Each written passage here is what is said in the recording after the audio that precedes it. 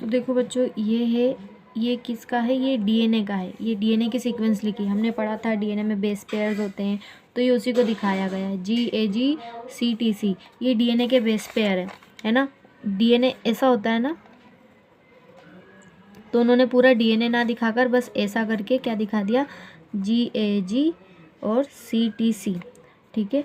अब यहाँ पर क्या होता है, पॉइंट म्यूटेशन हो जाता है, यानी कि GAG होना चाहिए था और CTC होना चाहिए था, लेकिन यहाँ इतने इतने हिस्से में पॉइंट म्यूटेशन हो जाता है और क्या हो जाता है, GTG और CAC हो जाता है ना। अब तुम देखो, जब RNA बनता है ना, तो हमेशा DNA को देखकर ही बनता है ना। RNA जब भी बनता है किसको देखकर बनता है, DNA को देखकर बनता है। तो ये नीचे वाले सीक्वेंस से क्या बनेगा, RNA बनेगा। देखो नीचे वाली सीक्वेंस से को देखकर RNA बनता है, तो यहाँ पर देखो ये सही वाला है, GAG CTC। तो देखो DNA को देखकर RNA बनता है यहाँ, यानी कि यहाँ पर C की जगह पर G, T की जगह पर A, C की जगह पर G। लेकिन जब इसमें पॉइंट म्यूटेशन हो जाएगा तो यहाँ पर देखो T की जगह पर A आ गया। अब A के कॉम्प्लीमेंट्री क्या आता है, U आता है RNA के अंदर, है ना।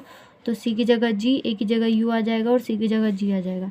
ठीक है, ये याद रखने का तरीका है। ये जो गागा और ये जो गुगु लिखा हुआ है ना, ये याद रखने का तरीका है कि पॉइंट म्यूटेशन हो जाता है तो इसमें गागा बनता है, और सही नहीं, जब वो ठीक होता है तब उसमें गागा RNA बनता है, लेकिन जब वो जो है म्यूटेशन हो जाता है उसके बाद गुगु जो है RNA बनता है।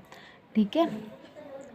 और अब देखो, अब RNA को देखकर कौन बनता है, प्रोटीन बनता है ना। जैसे डीएनए को देखकर आरएनए बना, आरएनए को देखकर प्रोटीन बनेगा। यहाँ पर भी डीएनए को देखकर आरएनए, आरएनए को देखकर प्रोटीन। ये सही वाली प्रोसेस है। एक्चुअल में क्या होना चाहिए था, बॉडी के अंदर ये होना चाहिए था, लेकिन क्योंकि म्यूटेशन हो गया, बुरा वाला म्यूटेशन हो गया, जिस वजह से अब जो गलत डीएनए है, गलत डीएनए से गलत एमआरएनए बना, गलत आरएनए से क्या बनेगा, गलत प्रोटीन बनेगा। ठीक है। तो ये बीटा ग्लोबिन चेन है जो मैंने आपको बताया था ना, चेन, ये है वो चेन। इसमें देखो यहाँ पर ग्लूटामिक एसिड है। ठीक है। अब ग्लूटामिक एसिड क्या होता है, ये बहुत सारे अमीनो एसिड से मिलकर प्रोटीन बनता है। इसमें एक का नाम क्या है, ग्लूटामिक एसिड। तो यहाँ पर देखो ऐसे पूरी सीक्वेंस से चलता हुआ आ रहा था, ग्लूटामिक एसिड होना चाहिए था, लेकिन क्योंकि यहाँ पर पॉइंट म्यूटेशन हो गया है, नीचे का ऊपर, ऊपर का नीचे हो गया। ठीक है। जिस वजह से यहाँ पर वेलिन आ गया। अब ये सही वाला प्रोटीन था, ये प्रोटीन कैसा था, परफेक्ट था, ये सही प्रोटीन था, लेकिन क्योंकि पॉइंट म्यूटेशन हो गया है डीएनए के अंदर, तो उस इंसान का प्रोटीन कैसा बनेगा, ऐसा बनेगा। और बच्चों यही जो है बीटा ग्लोबिन चेन है ना, ये हमारी आरबीसी में मिलती है। कहाँ मिलती है, आरबीसी में। तो तुम देखो जो नॉर्मल प्रोटीन वाला आरबीसी है ना, नॉर्मल प्रोटीन वाला आरबीसी है, बीटा ग्लोबिन चेन वाला आरबीसी, वो देखो कितना सही है। लेकिन जिस इंसान के जीन में प्रॉब्लम हो जाती है, उसके एमआरएनए भी गलत बनेगा, उसका एमआरएनए गलत बनेगा तो उसका प्रोटीन गलत बनेगा। यही प्रोटीन इन आरबीसी में होता है। जब उसका प्रोटीन गलत है ना, तो देखो इन आरबीसी का शेप भी बदल जाता है। इसको हम बोलते हैं क्रिसेंट शेप। क्या बोलते हैं, क्रिसेंट शेप, यानी हंसियाकार। हंसियाकार वो दराती आती है ना काटने के लिए, ठीक है, उसके शेप की हो जाती है। देखो वैसी ही दिख रही है। अब ये जो है ना, ऐसी जो सेल्स हैं ये चिपचिपी होती हैं, और ये पूरी बॉडी में है ना कहीं पर भी नसों में चिपक जाती हैं, ब्लॉकेज कर देती हैं। ठीक है।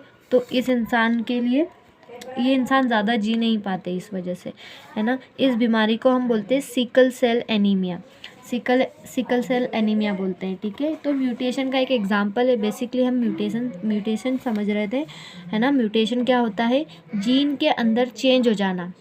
जीन कहाँ होते हैं, डीएनए के हिस्से को ही हम क्या बोल देते हैं, जीन बोलते हैं। ये डीएनए है, ये इसका हिस्सा क्या है, जीन है। इस जीन में थोड़ा सा म्यूटेशन हो गया, गड़बड़ी हो गई, है ना। AT होना चाहिए था लेकिन TA हो गया, जिस वजह से जब जीन में गड़बड़ी हुई तो RNA में ही गलत बना। जब RNA गलत बना, सॉरी यहाँ तो ठीक है, जब यहाँ RNA गलत बना तो उसका प्रोटीन भी गलत बनेगा। प्रोटीन गलत है तो सारी जो ब्लड सेल्स है वो भी गलत बनेगी, जिस वजह से उस इंसान की एंड में क्या हो जाएगी, डेथ हो जाएगी। क्यों, क्योंकि अब ये आरबीसी का काम क्या होता है, ऑक्सीजन को ट्रांसपोर्ट करना। अब AC सेल्स ज़्यादा नहीं कर पाएंगी, ठीक है, और तो ब्लॉकेज भी करेंगी। तो है ना, समझ रहे हो ना। म्यूटेशन क्या होता है, देखो मैंने बताया था एक गुड म्यूटेशन होता है, ऐसे ही बताया था ना मैंने, याद रखने के लिए। एक गुड म्यूटेशन होता है और एक बैड म्यूटेशन होता है। म्यूटेशन मतलब चेंज, डीएनए में चेंज। तो जो गुड डीएनए में चेंज होता है वो क्या लाता है, इवोल्यूशन लाता है। लेकिन जो बैड डीएनए में चेंज होता है वो क्या लाता है, डिसऑर्डर्स या फिर बीमारियां या फिर डिसीज़ लाता है ना। तो उसमें से एक सिकल सेल एनीमिया है।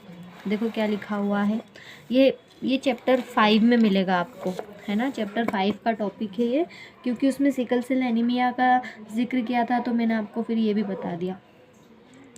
Micrograph of the red blood cells and the amino acid composition of the relevant beta chain of haemoglobin. ठीक है, ये बीटा चेन है हीमोग्लोबिन की, ये दोनों of haemoglobin from a normal individual. A वाला कैसा है, नॉर्मल है, और बी वाला from an individual with the sickle cell anaemia. इसको क्या हो जाएगा, सिकल सेल एनीमिया। तो बच्चों सिकल सेल एनीमिया एक ऐसा डिसऑर्डर है जिसके अंदर इंसान का जो डीएनए है उसका जो सीक्वेंस है, जो जीन, जो बीटा चेन को बनाने वाला जीन है उसमें पॉइंट म्यूटेशन हो जाता है। ठीक है, GTG की जगह क्या, GAG की जगह GTG और CTC की जगह CAC हो जाता है, जिस वजह से गलत mRNA बनता है और उस वजह से फिर गलत प्रोटीन बनता है, और उस इंसान की RBC कैसी हो जाती है, क्रिसेंट शेप की हो जाती है ना। तो ये था आपका सिकल सेल एनीमिया।